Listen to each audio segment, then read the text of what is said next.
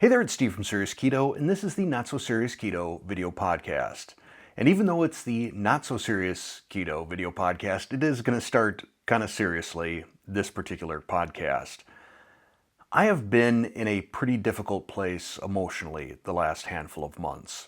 Long-term viewers of this channel, or listeners and watchers of this podcast, know that my son Connor is in the National Guard, and he was away for about a month. It was a month-long combat drill or exercise that he and his unit were doing down in Louisiana in the month of June.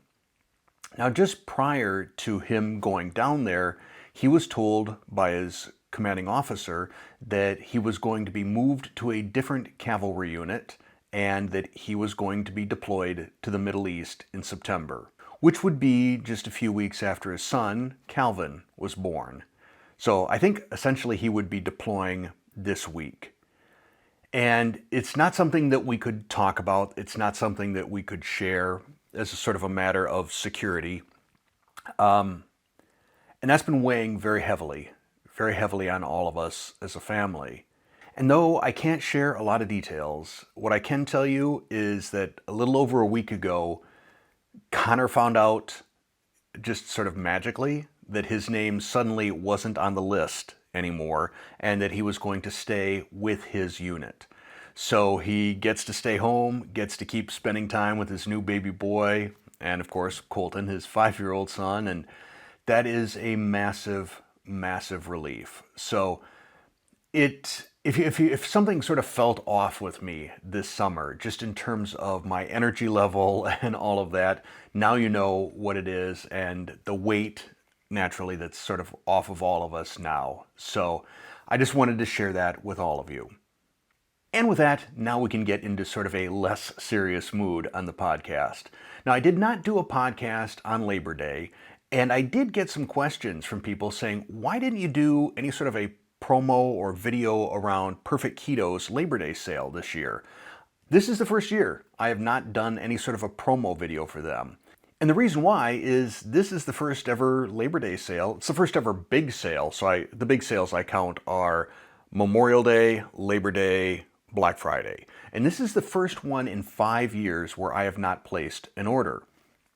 I placed an order back on Memorial Day, and to me this was sort of a make or break time for Perfect Keto. They're under new ownership, which was actually their original ownership, and they're trying to get everything straightened away.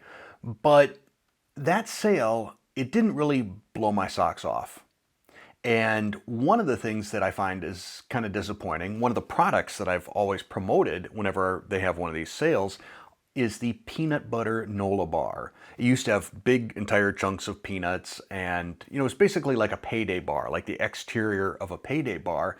And at some point, the newer management, or the management from prior to this year, switched the recipe on it to just ground up peanuts, and it was not all that good. And one of the things that I've prided myself on in this channel is I won't promote anything that I wouldn't buy with my own money. And that means even when I have an affiliate marketing partnership with a company, if there's something I don't like, I let you know. If there's a flavor of Keto Chow that doesn't do it for me, or there's a particular product from Chalk Zero, I let you know. I didn't care for it.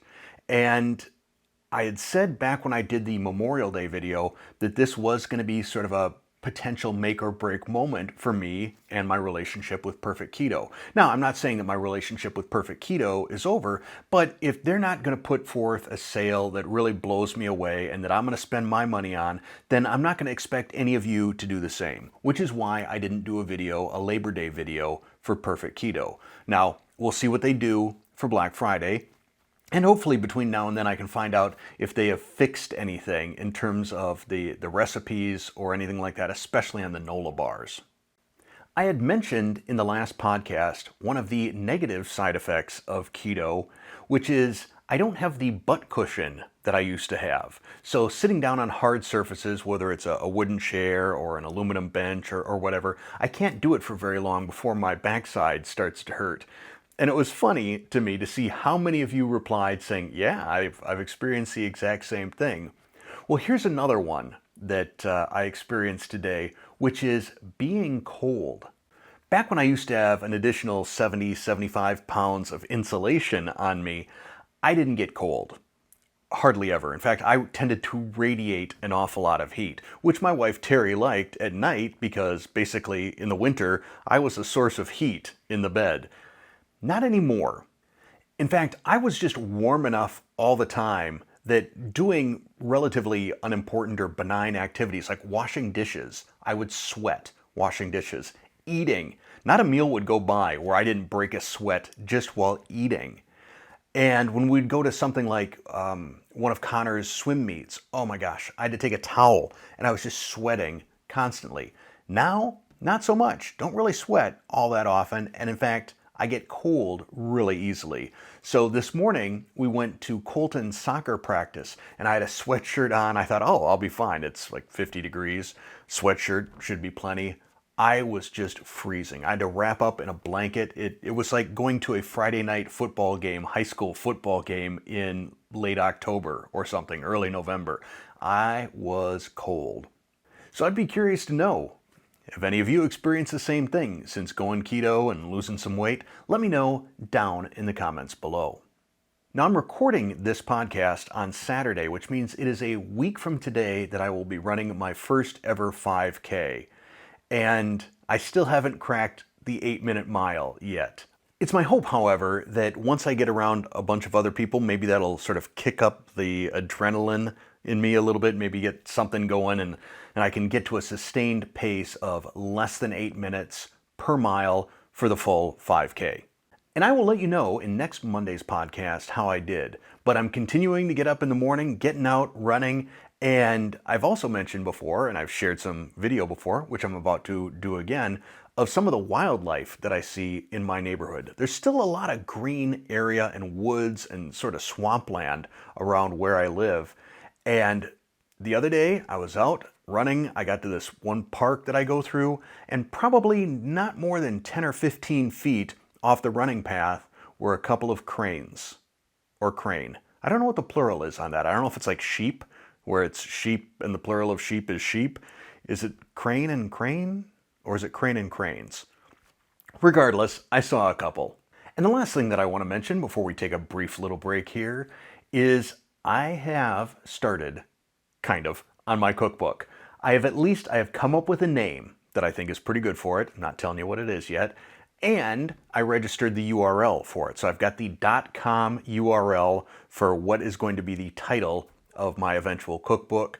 I have started taking training on Adobe InDesign, which is their desktop publishing, create books, create magazines. You can do all kinds of different stuff with it, but the templates that I have for cookbooks are in InDesign. So that's what I'm going to start learning. I'm going to start learning that this week. I don't plan on giving a lot of updates on the cookbook unless there's some sort of major milestone, other than to let you know that my plan is to release it in 2025. So tell me, is anybody getting sick of all of these cottage cheese recipes? I'm not actually sick of it yet, but I'm starting to see a lot of them that are getting a little bit weird. It's not the end-all, be-all ingredient. We don't need to try and make everything out of cottage cheese. And I'm even seeing non-keto, non-low-carb sort of recipes now starting to jump on the whole cottage cheese train. There's things I'm seeing like people making nacho sauce out of cottage cheese. I'm trying to remember what the weirdest one that I've seen is. There's something I just thought, okay, that's a stretch right there. If I think of what it is before the end of the podcast, I'll just shout it out randomly. But here's something that's sort of interesting. I saw in my news feed, or not my news feed, my video feed or suggested feed on YouTube, a video for cottage cheese chips that was made 7 years ago. And this is why I don't generally watch recipe videos on YouTube, because had I seen that video before doing what I did, which basically was sort of standing on the shoulders of the keto twins because they had taken cottage cheese and microwaved it, I just thought, what if I baked it and let's see what happens. But had I seen this video from 7 years ago, I probably would have said, oh, it's been done, and I wouldn't have bothered. And I wouldn't have done a lot of the experimentation that I did coming up with different flavors. But it's just sort of further proof that there are few, I won't say there's no.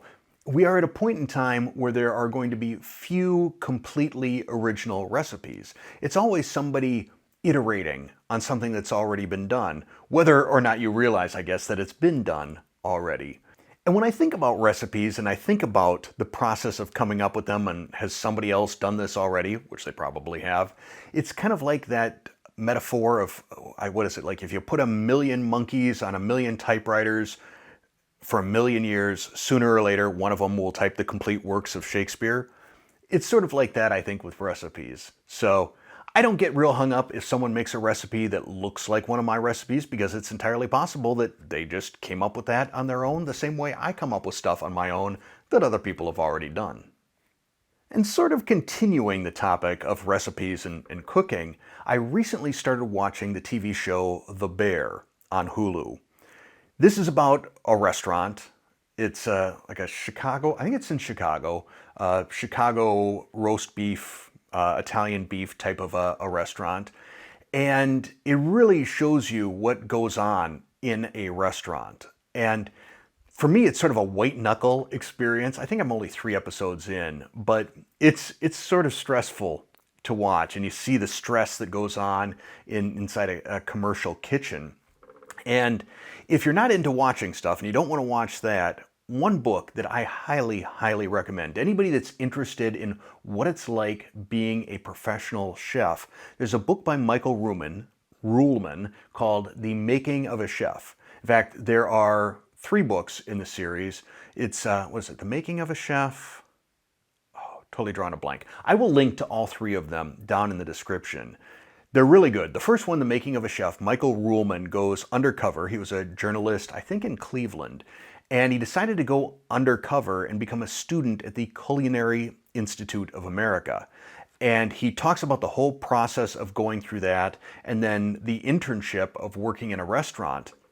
And as I read it, I thought, I was kind of torn, actually, because part of me would love to be a professional chef, but then the other part of me realizes that this is a largely young person's sort of a game, I guess. I don't know what word I would use for it. But basically, you're working crazy hours, you're working crazy hard, you're working in extreme temperatures, extreme stress circumstances, and you're working the hours that everybody else is enjoying themselves, probably at your restaurant, or hopefully at your restaurant.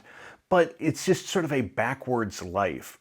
And as I read the book, The Making of a Chef, I found it absolutely fascinating, but it sort of encouraged me or made me feel better that I didn't go down that path, because there has been a number of times in my life where I felt a hint of regret for not going to culinary school and becoming a chef.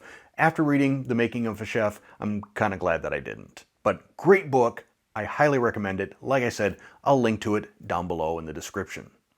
The final topic that I want to cover is the new over-the-counter continuous glucose monitors have been released by both Dexcom and Abbott.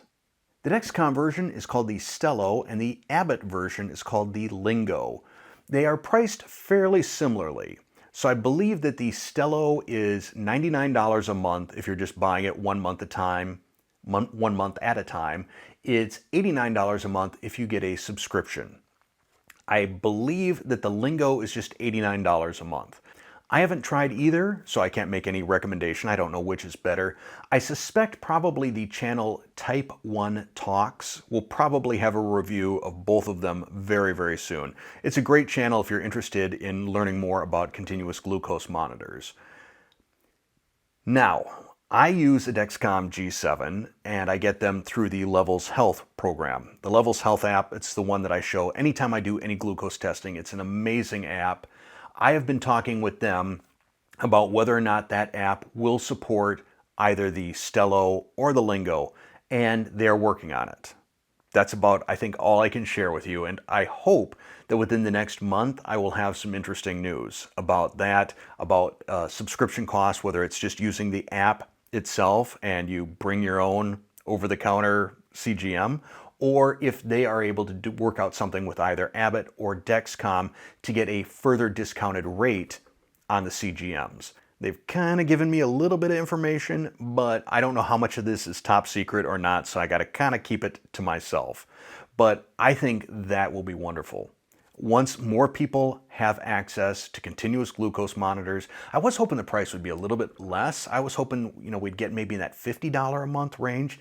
But still, for anyone that is interested in their metabolic health, I think having a CGM and seeing how each meal, each activity impacts your blood glucose, I think that's a big deal.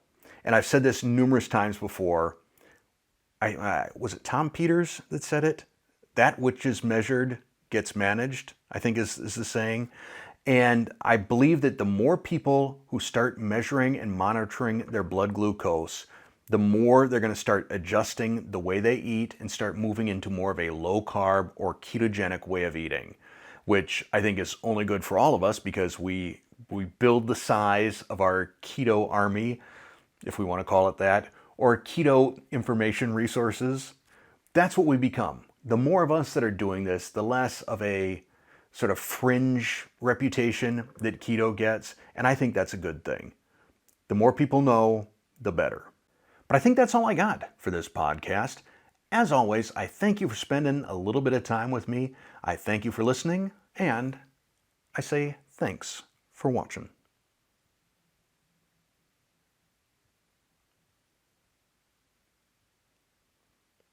You ever watch the show Police Squad back when it was on? They would always end the episode like in that freeze pose, and you knew that they weren't actually frozen. They were just all pretending to be frozen. Thanks for watching.